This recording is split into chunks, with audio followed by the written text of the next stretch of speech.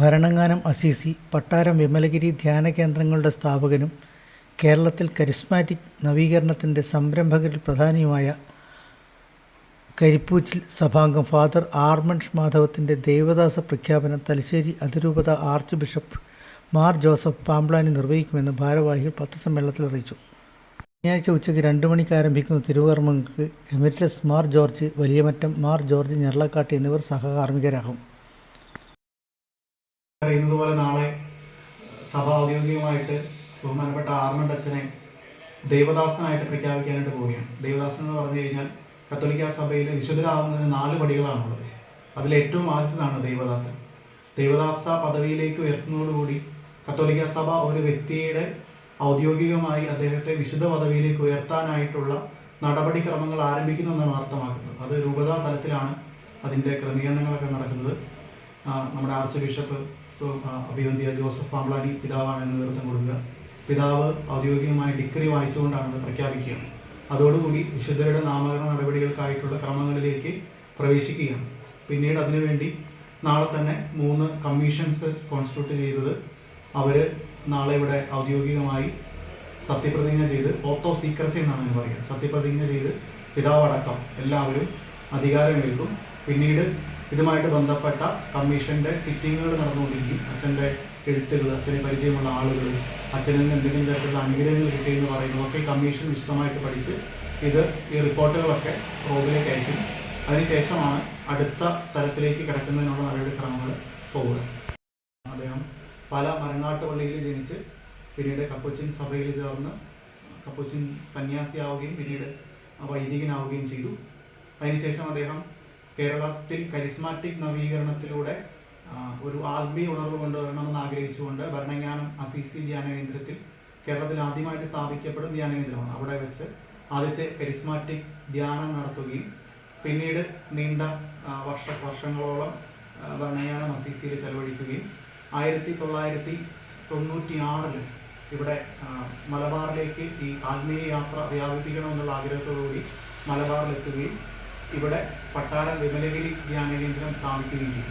ഇപ്പോൾ 2 പ്രധാനപ്പെട്ട ധ്യാന കേന്ദ്രങ്ങളാണ് ആറന്മുളത്തിൽ സ്ഥാപിച്ചിട്ടുള്ളത്. ഭരണങ്ങാനം അസീസി കേരളത്തിലെ ആദ്യത്തെ കരിസ്മാറ്റിക് ധ്യാന കേന്ദ്രം, രണ്ടാമത്തേത് പട്ടാരം വിമലഗിരി ധ്യാന കേന്ദ്രം.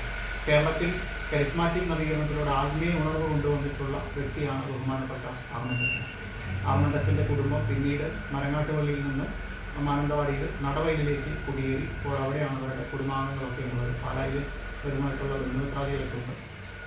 പിന്നീട് ആർമണ്ട് അച്ഛൻ നിങ്ങൾക്കറിയാവുന്ന പോലെ 71ാമത്തെ വയസ്സിൽ 2001 ജനുവരി 12-ാം തീയതിയാണ് മരിക്കുന്നത്. അപ്പം അച്ഛൻ ജീവിച്ചിരിക്കുന്ന കാലത്ത് തന്നെ നിങ്ങൾക്കറിവുള്ളതുപോലെ അച്ഛൻ വിശുദ്ധനാണെന്ന് ആളുകൾക്കൊക്കെ അറിയുമായിരുന്നു.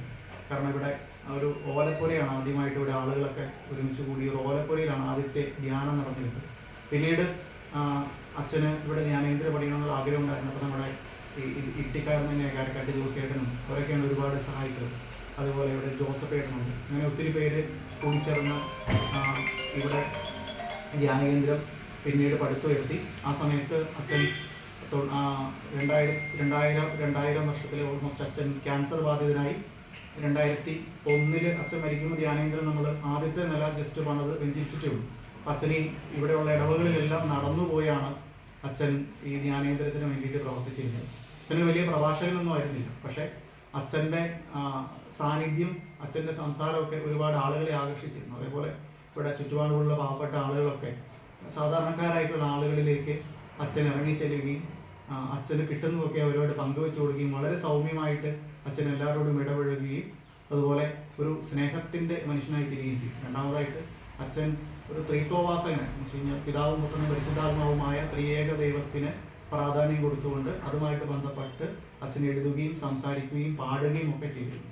അപ്പോൾ ഇതൊക്കെയാണ് ആർമണ്ട് അച്ഛൻ്റെ പ്രധാനപ്പെട്ട സവിശേഷതകൾ. അപ്പോൾ അദ്ദേഹത്തെ തിരുസഭ ദേവദാസ പദവിയിലേക്ക് ഉയർത്തുമ്പോൾ തീർച്ചയായിട്ടും ആർമണ്ട് അച്ഛൻ വിശുദ്ധ പദവിയിലേക്ക് എത്തിച്ചേരുമെന്ന് നമുക്ക് പ്രതീക്ഷിക്കാം. കാരണം അദ്ദേഹത്തിൻ്റെ ജീവിതവും കർമ്മമണ്ഡലവും പ്രവർത്തനങ്ങളും അവസാന കാലത്തെ സഹനങ്ങളും ത്രിത്വൈക ദൈവത്തോടുള്ള ഭക്തിയും സാധാരണക്കാരോടുള്ള സ്നേഹവും ദൈവത്തോട് ഏറ്റവും അടുത്ത് നിൽക്കുവാനുണ്ടായിരുന്ന ആഗ്രഹവുമെല്ലാം ഈ വിശുദ്ധനാകുവാനുള്ള ഒരു ത്വരയും അതുപോലെ തന്നെ ദൈവത്തിന് അദ്ദേഹത്തെ വിശുദ്ധിയിലേക്ക് ഉയർത്തേണ്ട ആഗ്രഹമുണ്ട് എന്നുള്ളതിനെയുമാണ് സൂചിപ്പിക്കുന്നത്.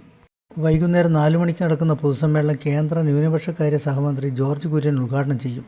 കേരള ജലവിഭവ വകുപ്പ് മന്ത്രി റോഷി അഗസ്റ്റിൻ, MLA-മാരായ സണ്ണി ജോസഫ്, സജീവ് ജോസഫ്, കണ്ണൂർ ജില്ലാ panchayat vice president Binoy Kurian, Payam panchayat president P. Rajani എന്നിവർ പങ്കെടുക്കും. വിശുദ്ധ കുർബാനയാണ്. വിശുദ്ധ കുർബാനയ്ക്കും തിരുക്കർമ്മങ്ങൾക്ക് നേതൃത്വം കൊടുക്കുന്നത് തലശ്ശേരി അതിരൂപത മെത്രാപ്പൊലീത്ത മാർ ജോസഫ് പാമ്പ്ളാനി പിതാവാണ്. അതുപോലെ തലശ്ശേരി അതിരൂപതയുടെ മുൻ മെത്രാപ്പൊലീത്തമാരായിരുന്ന ജോർജ് നർലക്കാട്ട് പിതാവും അതേപോലെ ജോർജ് വലിയമറ്റം പിതാവും ചടങ്ങിൽ സഹകാർമ്മികരാകും. കപ്പുച്ചിൻ സഭയുടെ വിവിധ പ്രൊവിൻസുകളിലെ പ്രൊവിൻഷ്യൽസ്, അതേപോലെ തന്നെ രൂപതയുടെ വിവിധ രൂപതകളുടെ മാനന്തവാടി, കോട്ടയം, പാലാ രൂപതകളുടെ പ്രതിനിധികൾ ചടങ്ങിൽ സഹകാർമ്മികരാകും. 4 മണിക്കാണ് ഈ വിശുദ്ധ കുർബാന മധ്യയാണ് പിതാവ് ആർമണ്ടച്ചനെ ദേവദാസനായിട്ട് ഉയർത്തുന്ന ഡിക്രി വായിച്ചുകൊണ്ട് പ്രഖ്യാപിക്കുന്നത്. അതിനുശേഷം പിതാവിൻ്റെ ഡിക്രിയുടെ അവതരണത്തിന് ശേഷം ചാൻസലർ ഔദ്യോഗികമായിട്ട് ലാറ്റിനിലുള്ള ഈ ഡിക്രി, റോമിൽ നിന്ന് നൽകപ്പെട്ട ഡിക്രി വായിക്കും. അതിൻ്റെ മലയാളം ട്രാൻസ്ലേഷൻ പോസ്റ്റ്ലേറ്റർ എന്ന നിലയിൽ ഞാൻ വായിക്കും. പിന്നീട് ആ ഡിക്രി പോസ്റ്റ്ലേറ്റർക്ക് കൈമാറിക്കൊണ്ടാണ് പിതാവ് ഈ ദേവദാസ പദവി പൂർത്തീകരിക്കുന്നത്. പിന്നീട് അതിനുശേഷം കുർബാനയ്ക്ക് ശേഷം നേരത്തെ സൂചിപ്പിച്ചതുപോലെ ഈ തെരഞ്ഞെടുക്കപ്പെട്ടിട്ടുള്ള 3 കമ്മീഷൻ മെമ്പേഴ്സ്, ഇതുമായിട്ട് ബന്ധപ്പെട്ട് പ്രവർത്തിക്കുന്ന എല്ലാ ഉത്തരവാദിത്തങ്ങൾ വഹിക്കുന്ന ആളുകളും ഇവിടെ പരസ്യമായിട്ട് പ്രതിജ്ഞ ചെയ്ത് അവരുടെ സ്ഥാനങ്ങളിൽ. പിന്നീട് 4 മണിക്ക് പൊതുസമ്മേളനം. കേന്ദ്രമന്ത്രി ശ്രീ ജോർജ് കുര്യനാണ് പൊതുസമ്മേളനം ഔദ്യോഗികമായിട്ട് ഉദ്ഘാടനം ചെയ്യുന്നത്. പുസ്തക പ്രകാശനം ഉണ്ടാകുന്നതിന് ശേഷം നമ്മുടെ ജലവിഭവ വകുപ്പ് മന്ത്രി, കേരള ജലവിഭവ വകുപ്പ് മന്ത്രി റോഷി അഗസ്റ്റിൻ പുസ്തകം പ്രകാശനം ചെയ്യും. ചടങ്ങിൽ ബഹുമാനപ്പെട്ട പേരാവൂർ നിയോജകമണ്ഡലം MLA സണ്ണി ജോസഫ്, ഇരിക്കൂർ നിയോജകമണ്ഡലം MLA ശ്രീ സജീവ് ജോസഫ്, ജില്ലാ പഞ്ചായത്ത് വൈസ് പ്രസിഡന്റ്, പായം പഞ്ചായത്ത് പ്രസിഡന്റ്, അതുപോലെ വാർഡ് മെമ്പർ എന്നീ സാംസ്കാരിക മേഖലയിലുള്ള പ്രതിനിധികളും, അതുപോലെ തന്നെ അഭിവന്ദ്യ പിതാക്കന്മാരും, വിവിധ രൂപതകളിൽ നിന്ന് വന്നിട്ടുള്ള വികാരി ജനറാളുമാരും, വിവിധ സന്യാസ സഭകളുടെ മേലധികാരികളും, കപ്പുച്ചിൻ സഭയുടെ 4 പ്രൊവിൻസുകളിൽ നിന്നുള്ള പ്രൊവിൻഷ്യൽസും, അങ്ങനെ പല മേഖലകളിൽപ്പെട്ട ആളുകൾ പൊതുസമ്മേളനത്തിൽ സംസാരിക്കുകയും ആശംസകൾ അർപ്പിച്ച് സംസാരിക്കുകയും ചെയ്യും. ചടങ്ങിൽ പങ്കെടുക്കാനെത്തുന്നവരുടെ വാഹനങ്ങൾ കോടിക്കടവ് പാലത്തിന് സമീപമുള്ള കല്യാണ മണ്ഡപത്തിൻ്റെ ഗ്രൗണ്ടിൽ പാർക്ക് ചെയ്യണമെന്ന് വിമലഗിരി ആശ്രമം ഡയറക്ടർ ഫാദർ ജോസ് തച്ചുകുന്നേൽ, കപ്പൂച്ചിൽ vice postulator father Jithin Anikkudiyil എന്നിവർ പത്രസമ്മേളനത്തിൽ അറിയിച്ചു. ഗ്രൗണ്ട് ഇവിടെ ഒരു തൊട്ടടുത്തൊരു കല്യാണ മണ്ഡപമുണ്ട്.